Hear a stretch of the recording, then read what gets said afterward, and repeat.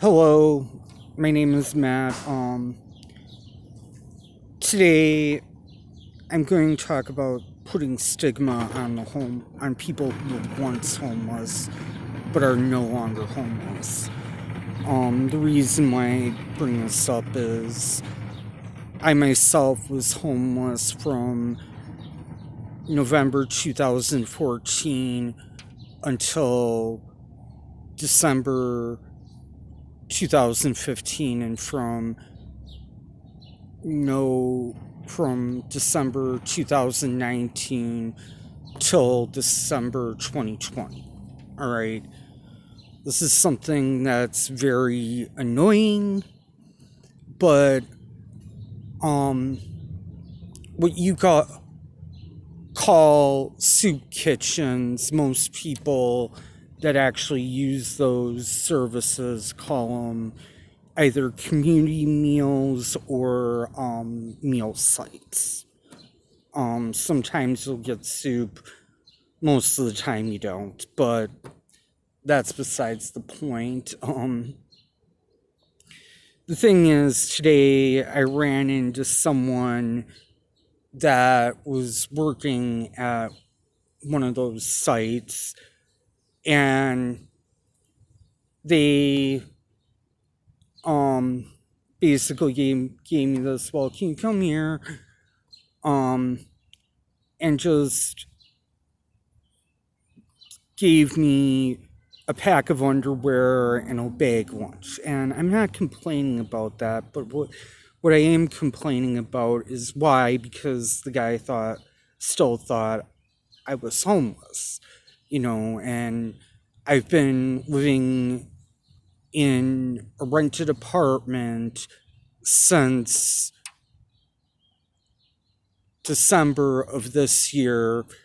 The reason I do my videos outside is because I have an emotional support cat that's also a bit of an attention whore, and he would constantly be interfering with me to make any type of video, let alone any type of thing, because he'd be constantly wanting me to pet him and stuff like that. Yeah, and he is a pet. He is a cat that anyone can pet. Oddly, I ended up getting him from a social worker who basically found him walking on a bridge in Milwaukee and said, "Oh, I have something to show you." And then they took it to a place to see if it was microchipped, and it wasn't. So, because it's a black cat, I decided to take him in. When I ended up becoming homeless the second time, I ended up getting my parents to take him in. The reason why I didn't try to get in with my parents is because my parents live in a place where a town in Wisconsin that's about 160 miles northwest of Milwaukee, where there's no real services. The nearest psychiatric hospital, psychiatrist and psychologist is about 30 miles away from them. Meanwhile, I could never pass the driving exam because I have social anxiety disorder, and I could never stop shaking during the exam. And when I could finally do it, because of all the medication I was on, they wouldn't give me a driver's license anyway. Okay, but that's kind of the point. But the thing is, why is it once you're homeless, people always assume you're homeless, And why is it still fair to stigmatize someone for being homeless? I mean, I didn't choose PTSD. I didn't choose flashbacks. You know, I, ch- I just got to I mean, you end up getting to your breaking point with those things, and then before you know it, you can't, you end up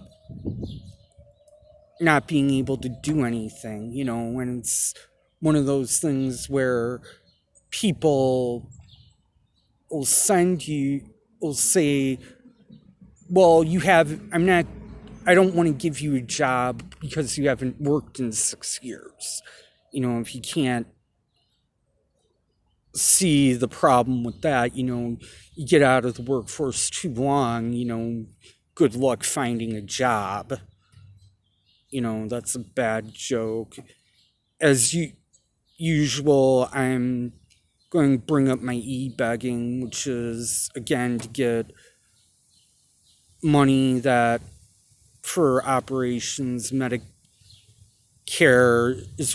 has told me that are not covered by Medicare, that um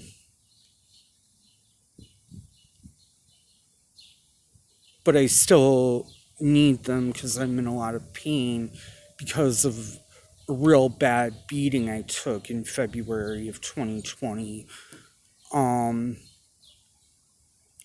And right now, there's no one to sue for recovery. And also because I haven't spent under Wisconsin law, you can only sue to recover money that you've already spent. Which is just seems like a bad joke on the poor. Um, so I'm going to leave a link to the GoFundMe in the comments, but otherwise, have a nice night. Thank you and goodbye.